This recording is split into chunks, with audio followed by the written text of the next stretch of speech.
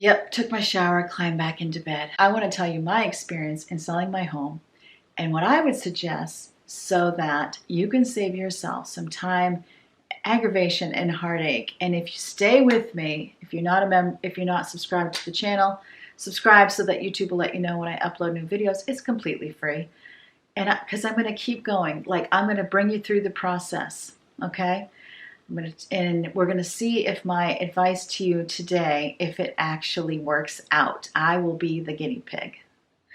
Yeah, this is what it looks like. So I've had my shower this morning and I got my coffee, and as much as I would love to be the YouTuber who announces she's moving and then sells her house, packs her house, and moves, I am instead the one who gets to tell everyone what it's really like to sell your house in 2025. In case you're new, we put our home up for sale, and then the first person who looked at it wanted to, or the first day that we had a buyer, we thought this was going to be a good thing. We got to the building inspection. They didn't find anything super major, and then the purchaser wanted to bring a contractor in, and he gave this huge overblown list and prices to the point he scared her off, to the tune of $75,000, okay?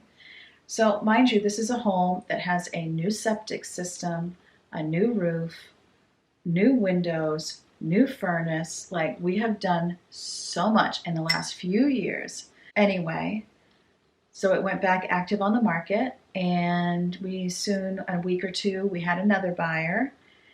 And so the way it works for me is, and probably for everyone, you have to be under contract in the house you're buying before you can look for a house. So you go and you look for a house, and for us, that's 4 hours away. So we actually put an offer on a condo I've never seen in person. I've only seen it through FaceTime. I have gone down there to look, but it just isn't reasonable to be going back and forth 4 hours plus reality. A few weeks ago, my daughter's car, the engine blew, and then last week on our car, my husband and I's only car, a Chevy Traverse, which is an SUV, the catalytic converter went, and we were told it was even a fire hazard to drive it. So that was last week, and it was supposed to be fixed yesterday, and the part didn't come in, so hopefully it'll be fixed today, and so we had to get a rental. So there's just all this going on in the background, money flying out the door. So then you get your property where you're going, and of course you need earnest money, which is thousands, to put so that they believe you that you really want to buy the house, which to me, earnest money is a waste because it means nothing, because you can use your building inspection to find a reason not to buy the house, and then you get your earnest money back. It's in the contract. It's the way it works. It's the rules of the land. So once you're under contract there, now the person who's buying your house doesn't need to bring in a building inspector until you're under contract there, because they're not going to waste money on a building inspector if you're not able to find suitable housing, because there's a contingency that you'll sell the house contingent upon you finding suitable housing. Now you've made a commitment, you've put earnest money down. Now they're going to bring in a building inspector. So that brings you up to date on where we are. So today is Wednesday. So this past Friday we had our building inspection done. And we're going to get into my day. I kind of had a day in the life going on that got altered by me when I get bad news, I am frozen. I can't think, I can't function. It's just, I'm an internal processor. I don't want to talk. I'm silent. And so I've really been struggling, because so much of this, part of YouTube is a job for me, as well as it gets to be kind of a ministry for me to encourage you. Anyway, so we had, and I don't want to talk, so then I struggle. And back to it. So during the building inspection takes about 2 hours, 2 to 2.5 hours. We're also having our septic inspected. So we pack up our cats and our people, because I'm not leaving my cats here. Well, Leo would escape, and Woozy would get stressed. He doesn't really like strangers. I don't know. I just feel like these are all people I don't know. They're in and out of the house. Sometimes they bring kids, sometimes they don't. And I think it's better for the people coming, and it's definitely better for me knowing that my cats are okay if I just kennel them up and bring them with me. So we kenneled them up, and I needed to bring my daughter to work. So that took, it's 35 minutes one way, 35 minutes back. And so Yvonne, Jabari, and I and Crecia head off to bring Crecia to work. Robin and Rachel went to the park, which is like a mile, not even a mile, like a half mile from my house. My husband actually, we hadn't brought the car that broke to the mechanic, so he just drove it around the corner, set up a hot spot in the car with his phone so he could keep working. The inspector came here. It took about 2.5 hours. I have security cameras, so even though my realtor always lets me know when they're gone, I can also tell because I can look on my phone on my security camera. So they also were setting up a radon test. So radon is apparently a poisonous gas that comes up. So they put the test in your basement, and it has to be there. We were doing the short test, which is about 48 hours. It was here for more like whatever 48 plus 12 is, 48, 60 hours, really was what was here. Plus, I have been told we could leave air conditioners on. I wasn't told we had to seal the house 12 hours before the test started. And it turns out they didn't want my air conditioners on. They said we could use the fan mode. And so they set up the test with a 12-hour delay on a timer to start in 12 hours. So we thought we would be done Sunday, but that made it so we weren't done till Monday. Added to that, so all the windows have to stay shut. The air conditioners can be on fan mode only.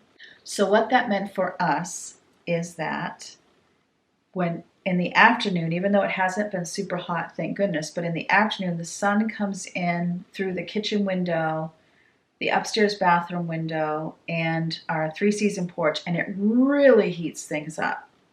So from Friday to Monday, our house was humid and between 80 and 85 degrees. Even at night, when it would be like 56 outside, it was sweltering in here. Nobody slept. We're all miserable. So if you ever have to have a radon test, it's best to do it in the winter. Maybe if you think you might sell your house, even if you're not going to sell it in the winter, have the test, find out, and then you can move forward because you're going to have to take care of it anyway. My other suggestion, plus you could do a longer test, which is more accurate.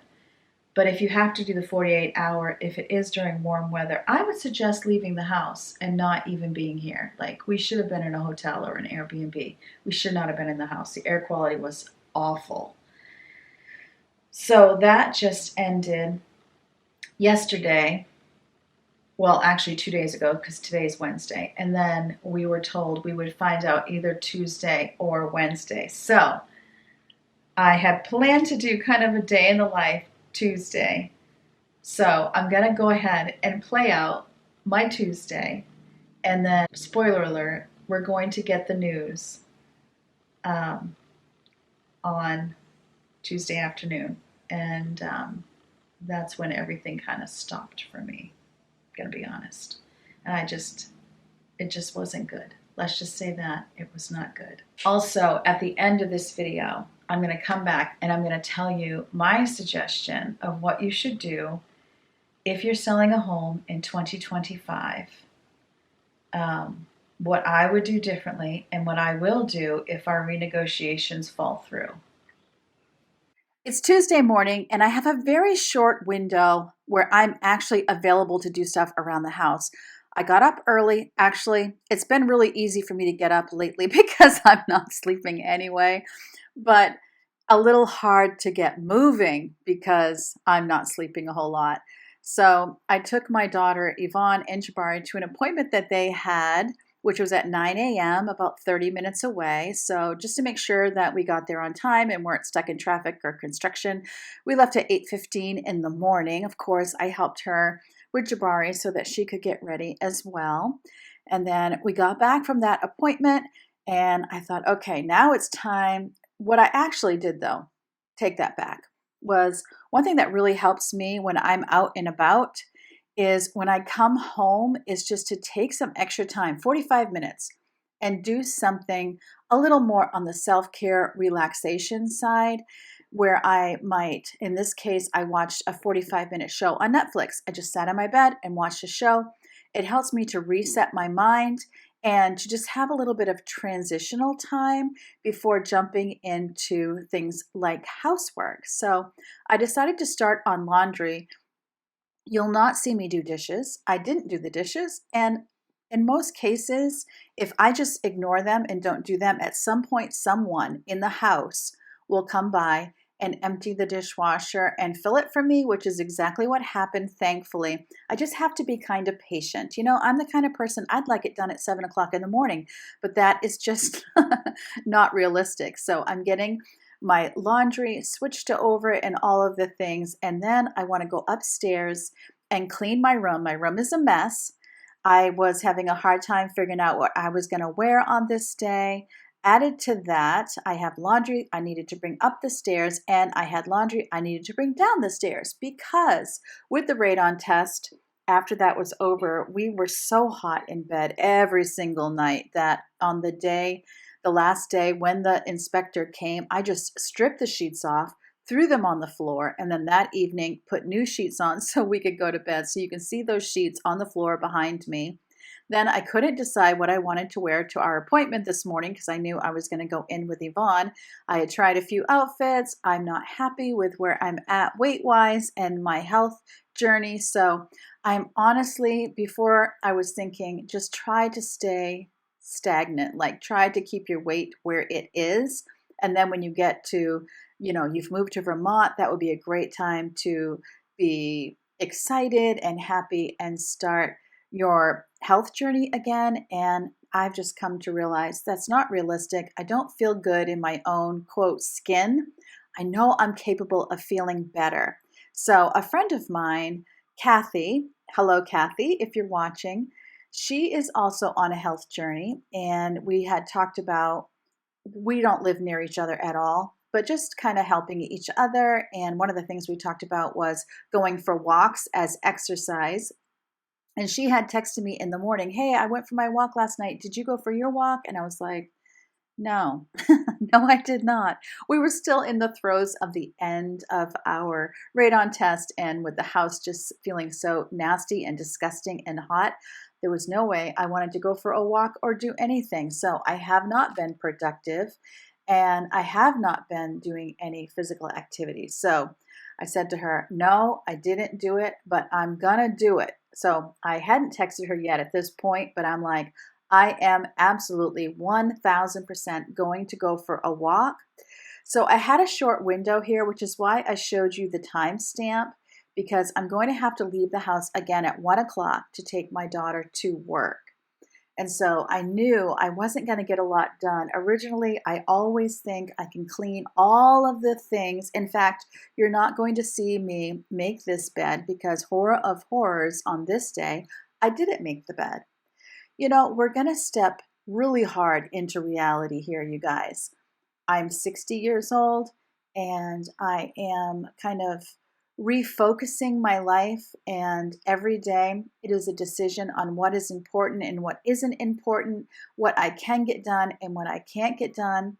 And I had fully intended to do my 5-minute declutter when I got home. And then when I got home, I got my call from the realtor and I was so sad I didn't do it. But you guys have been doing it. So at the end of this video, I want you to stay tuned because you're going to see the pictures that I have been getting. They are so very encouraging, and I am making a commitment that today I'm getting myself back on my 5-minute declutters. They're so helpful.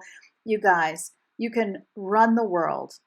No, you can't run the world, but you can change your world 5 minutes at a time. That's what this 5-minute declutter is all about. And something else I mentioned in a video, and one of you wrote to me in an email just saying how it really resonated with you. And I thought, yeah, it resonated with me too. Okay, here I am. I'm going for my walk. I have this short little walk. There's the timestamp. You'll see the timestamp when I get back. It's not a super long walk, but it does get me moving, and it is a gorgeous day. So I wanted to show you how gorgeous it actually is.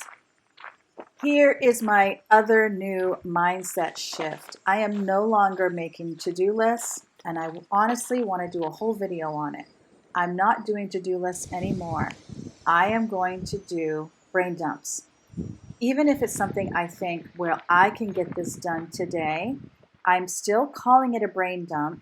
And then whatever I got done, I think I will shift to taking the brain dump, getting done what I can, and then making myself, as I go through the day, as I get things done, instead of checking them off the list, I'm making a separate list that is either a to-done list or a to-da list, whatever you want to call it. It's either to-done, this is what I got done, or it's ta-da, this is what I got done. And I just think that's so much more encouraging. If I call something a to-do list, I automatically have an expectation that I can get it done that day. If I make myself a to-do list, it's more of a celebration. If I make myself a brainstorm or a brain dump list, then I have the expectation that I could take days to complete my tasks. So right now, I live in a lakeside community. I am across the street from the lake. And as I walk, you can kind of see, I'm on a kind of an isthmus, I guess. There's really water on both sides, and this is the beautiful scenery that I live near. And I do very much love it, but I am ready to not have so much of a drive to get literally everywhere. So you're also going to see me, I'm going to make a pork recipe here. And this was the other thing that I decided needed to be my priority. So my priority was my bedroom so that I have some peace, and then going for a walk so that I am actually getting some exercise, and then going ahead and getting dinner pre-prepared so that if I come home, even if I'm tired, dinner is planned and we won't be tempted to have pizza. So this recipe calls for 1 can of lime soda or Sprite. I'm using Sprite, and I had the mini can, so I used like 1.5 cans. And then a 1/2 cup of lemon or lime juice. I used the lime juice. A 1/2 cup of light sodium soy sauce. I used tamari. I'm sorry for this. It is blurry, but it will get better. 1/2 cup of ketchup. 3 tablespoons of dark brown sugar. I didn't have dark brown, so I used light brown. It's okay. 2 tablespoons of garlic powder, and then 1 to 2 teaspoons of salt. I used 2 teaspoons, and 1 teaspoon of black pepper. And then this was the recipe for 5 pounds of spare ribs. I had about 3 pounds, but I thought it's close enough where I'm not gonna, skimp. If I am making a recipe and it's still pretty new to me, I'll definitely go by the recipe and measure. Once I'm used to the recipe, then I start measuring with my heart. So I'm gonna put these in Glad Luck bags, and I decided because of the amount of spare ribs, these are boneless spare ribs, and they've been very economical lately, I'm gonna split it between 2 bags and put it in the refrigerator so that when we get home and we're ready for dinner, the marinade has sunk in. And then I'm actually slicing some Brussels sprouts thin. I'm going to saute those on the stove. What I do is I cut bacon up small, and I saute the bacon, and then I leave the bacon fat right in the pan, and I add my Brussels sprouts and garlic, minced garlic, which I just measure with my heart, but a couple cloves of minced garlic. And then I'm going to cut up some for my daughter, who I know isn't going to want to eat bacon, so that we can just roast some of the Brussels sprouts for her with some avocado oil and salt, 425 degrees for 15 to 20 minutes until they're at the desired softness. Okay, all that to say, you're going to see me doing some meal prep here, and I'm just going to tell you. So my realtor, while I was out, because Yvonne and I needed to do a quick run to Walmart when we dropped Crecia off, I got a message from my realtor saying, call me when you get a chance. So I knew it wasn't good news. So she said she had sent me something in the email. I couldn't get both of the addendums open on my phone, so I had to wait till I got home to see a laundry list of 10 items. And it's not that I am okay. Some of them I do disagree with. Some of them I know about, and there's honestly no way I can fix every problem in our home. Any home that you buy that's not brand new is going to have things that have worn out or aren't in the best shape, and you can chase them. And we have been chasing them. We've been chasing them since 2018. The first time we tried to sell the house, we thought we could kind of sell it as is, and lo and behold, no, you can't. We bought this house because of the amount of space it had, and it was a fixer-upper. And we have been fixing her up ever since. But if you don't have the money to just lay it all down and do all of the things, what happens is by the time you get to the end of the list, the first thing you did needs to be redone. And it ends up being super dated, which is what happened to us. My feeling was we priced the house based on where we were at in that process, right? We knew the house wasn't perfect. We priced it as such. Now, as soon as we put it on the market softened. So you might notice this in your area too. Different areas are responding differently, but the market has softened. It's not quite as much a seller's market. Now, of course, for me, I am both selling and buying.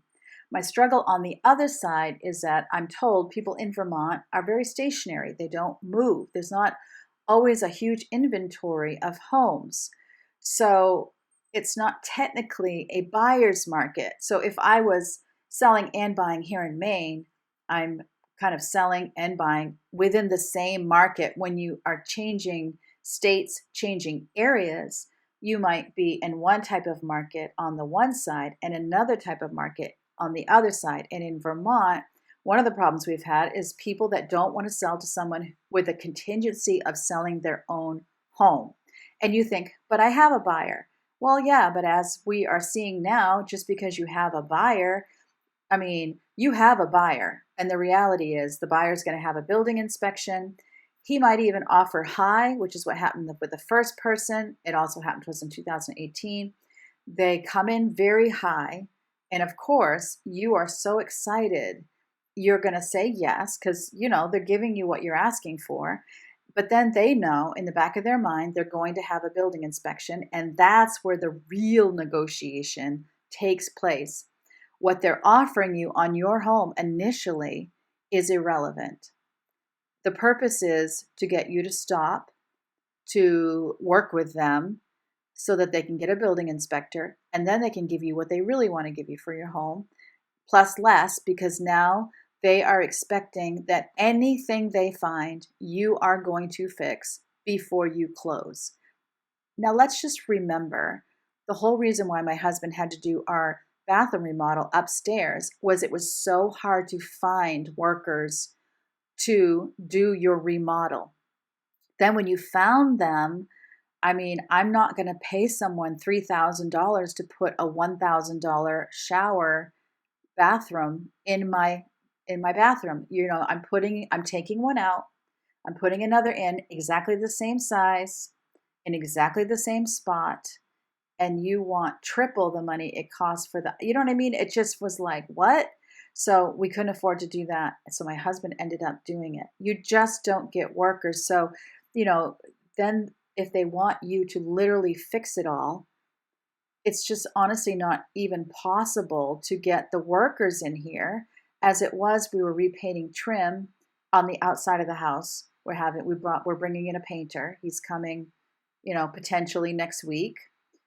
Depending on how everything goes, we'll decide, are we going ahead with that? Or are we going to press pause just financially? Anyway, because it's a first-time home buyer with a first-time home buyers program. And in order to get their mortgage, they need there to be no chipping paint, okay? So these are the types of things that you go through these days. When I was buying this house back in 2001, it was a different mindset. You weren't making a list of every single thing wrong with the house. There might have been some things, but by and large, you were realizing that the house, what it costs is based on, where it is, what the quality of the house is, what things are wrong with it, what things are right with it. Honestly, if I had every single thing fixed in this house, everything perfect, I would hope I would be at a higher price point. This person wouldn't even have looked at my house because it would have been outside of their ability to pay. And I understand it too. What you pay on a house is ridiculous. The difference between when I bought this house and where the market is now is over $250,000 in difference of houses costing that much more. I don't even know how first-time home buyers are doing it these days. I honestly cannot believe, but at the same time, it is a little offensive to me. I guess not offensive, but it's just a reality check that no matter what I do, I am always kind of in that first-time home buyer category of that's the person I am getting into my home. And they're struggling because they're saying, I can't believe what I'm paying and I can't pay this and fix that. I get it. I'm in the same situation trying to move, looking at houses. And I had said to my realtor, I've looked at houses that I didn't put an offer on that I feel like I need to go back and put an offer on. And then, like, there was one, I could tell there was some water issues in the kitchen. It had broken up the vinyl plank flooring. And I'm like, yeah, I'm not buying water issues. I don't like water issues because those bleed into other areas and they can really be a money suck. And I could see some water damage in the basement on the ceiling. So I'm like, okay, there's an issue here. But it didn't occur to me to put a high offer in, have the building inspection, and then make the laundry list. Honestly, if I could get out from under this house and afford to rent with the amount of people that we have, I would do that just to get out from under this one. But then that is a risk because if it could backfire, it could still backfire because it could end up that you can't find something you can technically afford. You know what I'm saying? So it would still be a risk, but it feels like it would be a lot easier to deal with. Balancing both and throwing money at both is a very stressful place to be. And everything being contingent on everything else is a very stressful place to be. The blessing and the curse of life is that life doesn't stop every time we have a crisis. People have asked me before when I've gone through something, do you get angry at God? No, I don't get angry at God. He didn't promise life would be easy. If anything, he said, in this world you will have much trouble, but behold, I've overcome the world. Like, he is there for us. He comforts us. He leads us. We have to trust him. We're led to a deeper, more intimate walk with him when we go through these struggles. But I have gotten pretty mad at the sun, that it rises just the same every day. The blessing is life doesn't stop, so it keeps you busy because your family still needs to eat and you still need to do the laundry. That's the blessing. And sometimes it feels like a curse, but that whole keeping us busy and keeping us on a path is a great blessing in life that we can't just lay down and give up, honestly. I was so upset over the phone call I got from my realtor that I did not even show the spare ribs when they were done off the grill. But I have some leftover, so I'm going to show you right now what they look like. They're very yummy, and you can substitute out the Sprite. We did it with the first time with Dr. Pepper Zero, and we really feel like we liked it better. So you could use Dr. Pepper or whatever your favorite soda is. It's really just adding sweetness to the party, I think. I don't know, but it was really good. But Dr. Pepper Zero was even better. Let me show you what that looked like.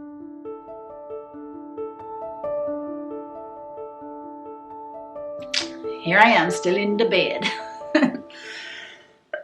I am going to get up and get my life started, I promise, just after this. So, moving forward, we have made a counter offer.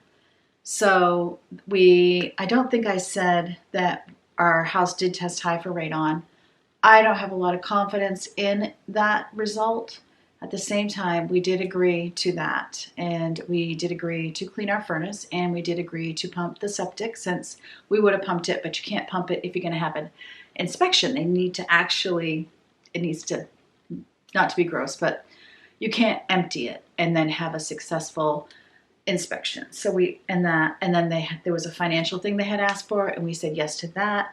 Everything else, which is like another 7 or so items that would take me, in some cases, weeks, more than a month to accomplish, we said no to all that stuff. And we'll just see where we are. We'll just see if they walk away or not. And I'm not expecting at this point to take my house off the market. I feel like my husband was like, we can do what we did last time and just work on these things. I'm like, yes, but while you're doing that, because we're not rich. We can't just boom and wave our wand and it's all done. Other things are going to wear out and break. I already can see other things that aren't hitting the list yet. For example, you all know how my having the rice cooker near the cabinets caused some bubbling on the cabinet doors. Somebody else could pick on that, right? There's just going to be wear and tear on the house. So moving forward, okay, here's my suggestion of what I would have done. You're going to sell your house. You've fixed and cleaned up and painted everything you can do. And I'm not just saying everything you can do, but I mean counting money and bandwidth, okay? It's time to move. Maybe you have a job in another place. Maybe you have to move. Maybe you're on a deadline. What I would suggest is sit down with your realtor and your own laundry list of everything wrong with your house inside and out. And even, they're probably going to find things that you don't see or don't think are a big deal, okay? But sit down with your realtor, go over those things, price it well, disclose what you can, come up with a bottom line. Like, going forward, it's like, no, I'm not going to fix these things, but I'll come down on price or I'll make it up somehow financially to this point. Like, find out, because what happens is, for us, we were basing our numbers in Vermont based on what we thought we were getting here. So then if you get lower, even if it was more than you ever thought you would get for your house in your whole lifetime, you still saw that number and you based a future decision on the number. So now let's backpedal. Instead of thinking this is what your realtor says she'll sell your house for. Okay, that's great. Now let's take what's the bottom line number that I'm willing to peck away at that. Where would we land? And let's agree this is where we'll land. Does she think, or he think, that is a reasonable place to land? Is it possible to get out of your house? And what timeline, if the market doesn't change, do they think that will happen? Then you're going to base your future decision on that bottom number. And then if you get more than that, awesome. You can make more plans. You can do more things. But you can make a reasonable decision based on that bottom line, and you're not going below that. If you go below that, it is a deal breaker, and you're either going to delay a move or you're going to make a different decision on where you're moving to. So if our counter offer is not accepted, then we've had 2 building inspections now. We'll take that plus things that I know about that aren't on either one of those building inspections. Nothing like diabolical that I should have disclosed, but I just mean, I don't know, this wall needs to be painted or something like that. I don't know. I'm going to take what I know, and then we'll go from there with our realtor and go, what's the bottom line? Can we move forward with this bottom line? Is it even possible? And we'll move forward. So, the way this channel is going to move forward, the way This Mainer Mom is moving forward, is the way we always have, of showing the reality of life, not the pie in the sky. It's not, I could have, and I'm not saying anything pro or con about what I'm saying or anyone who does it differently. I could have waited till everything was ironed out and we were definitely moving. I was so excited to do the pack with me's and the move with me and the empty house tours and all of the things. And I thought how great and exciting it would be for all of us to be on this journey together. And honestly, when I started this channel, it was God calling me to show reality when you're tired, when you're injured, when you're growing older, and what does life look like, and how do we adjust, and how do we keep a home even when we're ill or when things aren't going great. And that was really, or maybe we have some type of handicap, or our health is failing, because as we're growing older, like that was where I originally felt called, and it hasn't changed. It hasn't changed. So it's This Mainer Mom, and what I'm here for is encouraging people in the realities of life, in the, I want to say the butt crack of life.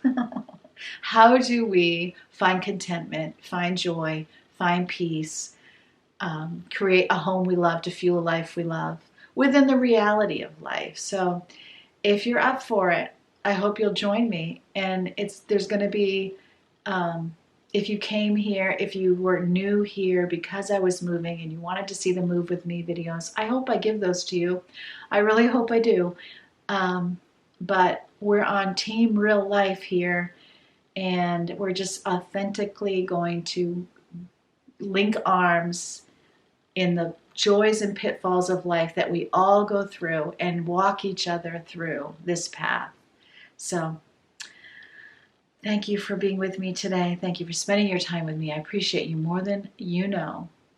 And if you want an even more honest look than what I'm giving you, I get even dirtier and deeper over on my membership, because it's the stuff I can't share publicly necessarily. So you can join my membership. Go to This Mainer Mom, put that in on YouTube, and it'll bring you to my homepage, and it will show you how to do that. Or I will try to remember to link it up in the first comment or my description box. So, and if I don't, please put it in the comments, and then I'll remember to do it. So remember, as always, God loves you, and I love you too, and I can't wait to see you next time.